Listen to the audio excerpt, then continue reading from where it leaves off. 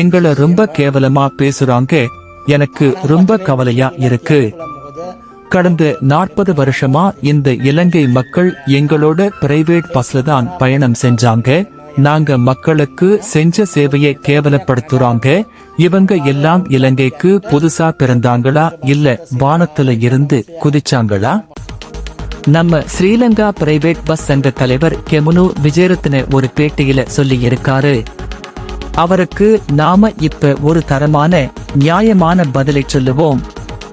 நண்பா, சொல்றத நல்லா கேட்டுக்கோ. கெமுனு சார், நீங்க சொல்ற நியாயப்படி பார்த்தா நம்ம இலங்கைக்கு முதலாவது டிஜிட்டல் டிவி நெட்வொர்க் வந்த வருஷம் 1979. அப்போ மக்கள் எல்லாரும் ஆசையா அந்த பிளாக் அண்ட் ஒயிட் டிவியைத்தான் பார்த்தாங்க இல்லையா? அதுக்காக இப்ப 2026ல எத்தனையோ லேட்டஸ்ட் ஸ்மார்ட் டிவி, இன்னும் பல டிவி என்று உலகமே மாறினாலும் நாங்க ஆரம்பத்துல பிளாக் அண்ட் ஒயிட் டிவி தான் பார்த்தோம். அதனால இப்பவும் நாங்க அதே பழைய டப்பா டிவியைத்தான் பார்ப்போம்.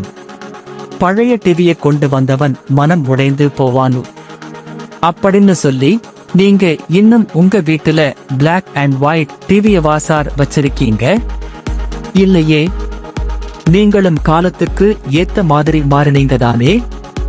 இப்ப அரசாங்கம் கொண்டு வர நினைக்கிற பஸ் சேவைகள், டிஜிட்டல் சிஸ்டம் எல்லாத்தையும் ஒரு 4 இல்ல 5 வருஷத்துக்கு முன்னாடியே நம்ம நாட்டுக்கு உங்களால கொண்டு வந்திருக்க முடியும். ஏன்னா உங்ககிட்ட பண பலமும் இருந்தது, அரசியல் செல்வாக்கும் பொலிட்டிக்கல் சப்போர்ட் இருந்தது. ஆனா நீங்க அதை செய்யல. ஏன் தெரியுமா?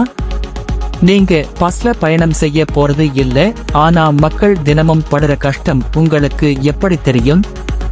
உங்களுக்கு தேவையெல்லாம் மக்கள் பஸ்ல ஏறினா காசு, அவ்வளவுதானே.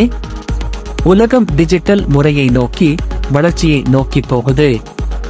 மக்கள் நல்ல வசதியை எதிர்பார்க்கிறதுல என்ன சார் தப்பு இருக்கு? நீங்க மக்களை குறை சொல்றதுல எந்த நியாயமும் இல்லை. சரி, போனது போகட்டும். உங்களுக்கு ஒரு நல்ல ஐடியா தாரேன், கேளுங்க. இப்ப அரசாங்கம் மக்களுக்கு எப்படி பஸ் சேவையை டிஜிட்டலாவும் நவீனமாவும் செய்ய போறாங்களோ அதைவிட பெஸ்டா இன்னும் தரமா உங்க பிரைவேட் பஸ் சேவையையும் மாத்துறதுக்கு முயற்சி செய்யுங்க.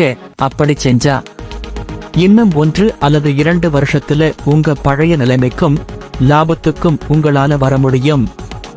அதை விட்டுட்டு இன்னும் பழைய கதையையே பேசிக்கிட்டு அப்டேட் ஆகாம இருந்தீங்கன்னா இன்னும் 1 இல்ல 2 வருஷத்துல உங்க பிரைவேட் பஸ் சேவையே இலங்கையில இல்லாம போனாலும் ஆச்சரியப்படுறதுக்கு இல்ல. மாற்றத்தை ஏத்துக்கோங்க சார். மக்கள் எப்பவுமே பெஸ்டான பக்கம்தான் நிப்பாங்க. மக்களே, இதை பத்தி நீங்க என்ன நினைக்கிறீங்க என்று கமெண்ட் பாக்ஸ்ல உங்களோட கருத்து சொல்லுங்க. வீடியோக்கு ஒரு லைக் போடுங்க. இந்த வீடியோ நம்ம பஸ் கெமுனு பார்க்கும் வரைக்கும் ஷேர் பண்ணுங்க.